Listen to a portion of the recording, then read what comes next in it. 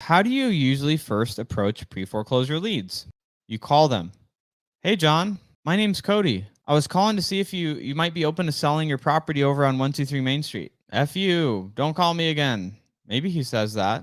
Or maybe he says, well, what's your offer? Why are you calling me? Like there's different things that they could say, but like you don't have to overcomplicate it. The biggest thing that people do in this business is overcomplicate it. Like you need like some like ninja tactic. Have a conversation. When you're having that conversation, you're trying to identify what their motivation is. You're trying to find their timeline, condition of the property, and ideally a price or like a range of price that they'd be willing to sell for. Oh, well, John, do you have an idea or even like a ballpark number in mind? You just have a conversation with people. There's obviously certain information that you're trying to get from that conversation, but that's the best way. Like the best way isn't, hey, you're in foreclosure, let me help you. It's like, that's embarrassing. Like nobody wants to be called and like told that, door knocked and told that. Like we just have a conversation, and then if that comes up in the conversation, like, oh my gosh, let's see if we could help you. I don't know if I would be a good fit. Maybe you should list it with a realtor. Maybe why don't you just rent it? Why don't you get a loan from a family member or a friend? That's how you have those conversations. Like these are real people. And so it's like we always, teach our team, like have the conversation like you would just like someone that you care about. That's what it's about. It's consulting with them and being okay that maybe your solution isn't the best one for them. Maybe the best option is they should list the property, and that's a way better fit. Or maybe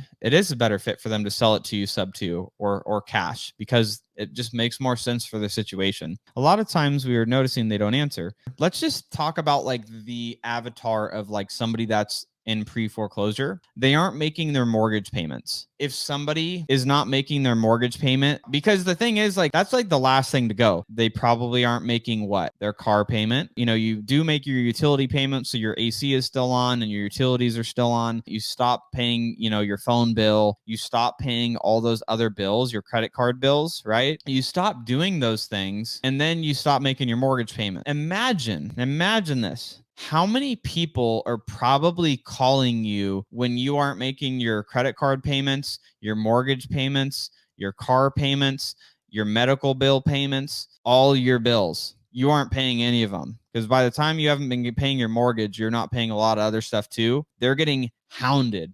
Like people are hammering them with phone calls, debt collectors calling, banks calling. So yes, it's going to take more time to get through to these people sometimes because they're getting bombarded with calls. People are trying to collect money from them. So yes, you probably have to call them multiple times from where you're a random phone number that they think you're another debt collector. That's just something that you have to remember. Ramon says these people must be stressed out. They are. And so that's where you have to think about that. Yeah, Chuck says bill collectors calling, so they don't answer our call. That's where you have to call multiple times until you get in touch with them.